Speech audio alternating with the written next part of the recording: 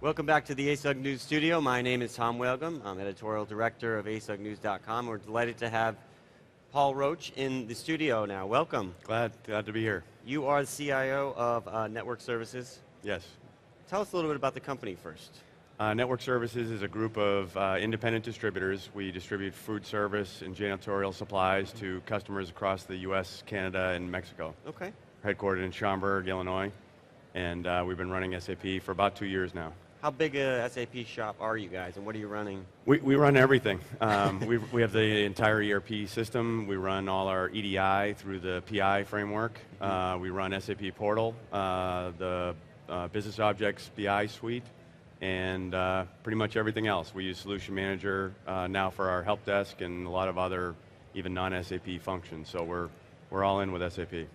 Well, this is an interesting topic, one I really wasn't too familiar with before we came, talking about the RunSAP standards. Can you talk a little bit about what this is? First, tell us what it is, and then how you guys have approached it and used it? Sure. RunSAP really came out of SAP's desire to help customers better optimize their operating environment. Okay. So with SAP comes a lot of servers, a lot of infrastructure, a lot of systems that need to talk to each other.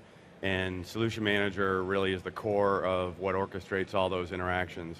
The RunSAP methodology became a best practices type of approach to Solution Manager. So not only do you connect Solution Manager to your systems to get them up and running and monitor them, but also now there's a best practices approach to how do you report to SAP when there's a problem, how do you handle change management, how do you handle root cause analysis. So taking it much deeper than just are the systems turned on and connected, really getting to a better kind of run in an optimized manner approach. I mean, that's some pretty core things right there that you mentioned. It is, and quite frankly, when we first went live on SAP, you concentrate so much on the ERP implementation and the fighting the fires that have to be fought for that. That always gets pushed to the back. Okay. Once you get to your go live date, now all of a sudden, day one, I have to start monitoring that system because it's productive, and that comes with a whole new set of challenges that, unfortunately, during the implementation, a lot of times you can't get done just in the interest of time. Well, you would not be alone. I was talking to someone yesterday on the studio talking about the Solution Manager, and a lot of companies underuse it or don't use it as much. What was your approach before? Were you just still in the throes of getting installed? Yeah, and bare minimum. Yep. So when we went live with the ERP system, we basically used it for early watch reports. So once a week it would send out reports that kind of give you a health check on your systems. And if I was lucky, the guys on my team would be looking at those and reacting to them, but quite frankly, a lot of times you just get sucked into what you're doing and too busy. Now, looking at the new options in Solution Manager 7.1, we've recently implemented that and rolled out a number of new things like the full incident management, bits and pieces of the change management, and the full solution monitoring, which does alerting and monitoring of the systems. It'll create automatic help desk tickets for us. It'll email out alerts. It'll do a lot of things that before 7.1 we didn't utilize Solution Manager for very much at all. You talked a little bit about in the aha moment you had at TechEd last year. Can you talk a little bit about that when you saw this? We're like, wow. Yeah, we sent a few people to TechEd in the fall and attended a few Solution Manager sessions, and really the focus of those sessions was on what's available in 7.1 and what's the roadmap for 7.1 future service pack releases. And I was very impressed with it. Most notably, and the real driver for our project was that with 7.1, you were able to implement the incident management that could replace your entire help desk.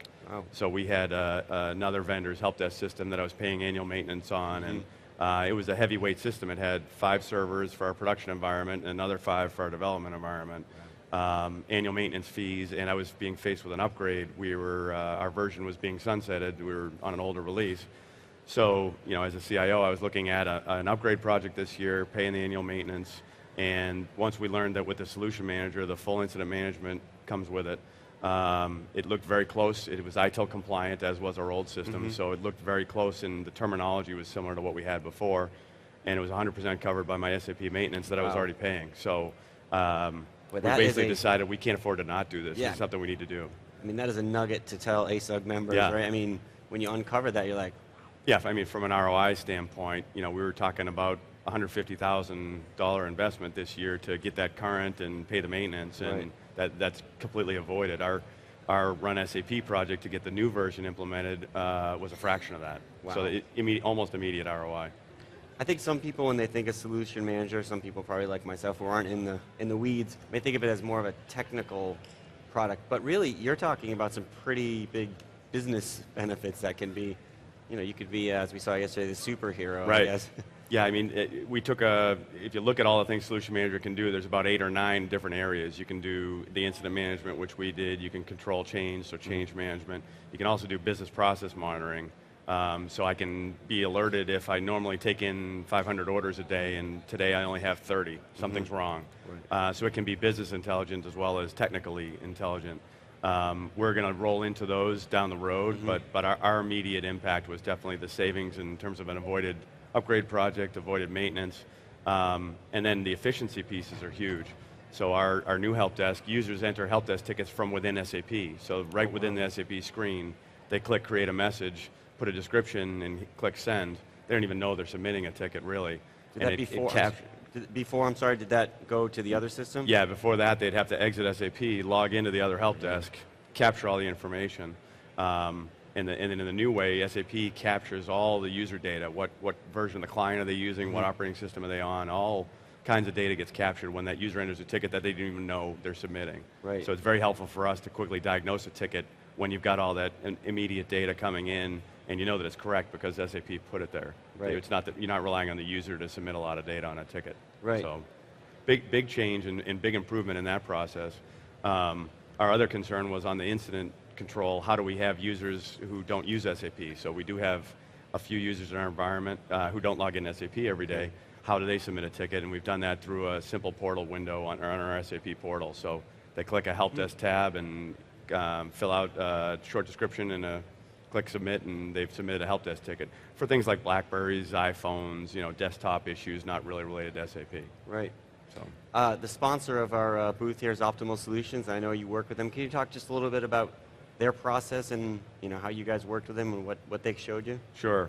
So Optimal implemented us initially on SAP. They were our partner through our initial project. It was about 13 months end to end.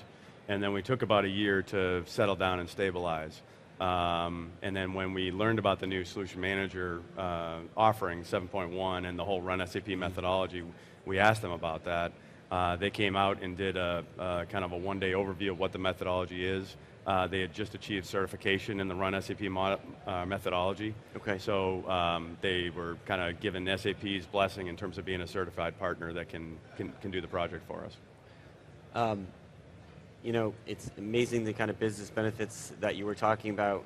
Was it an aha moment for your non-IT, when you said, this thing called Solution Manager, oh yeah, we don't want to, but right. You're like, well, would you like to save some money? I mean, yeah. That must have been great for you to deliver. It was. I mean, it's very infrequent when I get to go to my CEO and say, we had $150,000 budgeted for this product, and we only spent 30, on a quick implementation. His question was, what are you going to do with the rest of that money? So not a question I get often. Usually it's the other way around. But pleasantly surprised. And again, our goal with anything is standard SAP. And if SAP has it, don't look elsewhere. Right. And just one more set of servers and infrastructure that I don't have to maintain outside of SAP. So it's kind of a win-win. Right. Yeah. I know you're a big ASUG member. You are on the Executive Exchange. Can you talk a little bit about what ASUG, and I have you up here, I got, get your ASUG testimony. Sure. I'm just curious, you've really bought into the ASUG world. Can you talk just a little about the benefits that you get, back at the office? Yeah, I mean, me personally, I love the constant news feeds coming out of ASUG. So we recently looked at an e-commerce software. We were trying to figure out what should we do from an e-commerce strategy. And the first place I looked was ASUG, and it ended up being the software we selected had recently done an ASUG webinar and webcast, and it's also very good for networking. I've met most of the people that I know in the SAP ecosystem through ASUG, either through a conference or through a partner, or kind of getting introduced to someone through someone else. So it's really been my way of getting involved in the SAP world. And I don't know, quite frankly, how that would have happened without ASUG. You could try to do that through your partner, but you only get so far. Right. So. Great. Well, I love that. We love to hear that stuff. Well, thank you very much for coming by. We appreciate it. Thank you for having me. Enjoyed it. Check out asugonline.com for more videos, as well as asugnews.com. And thanks very much for watching.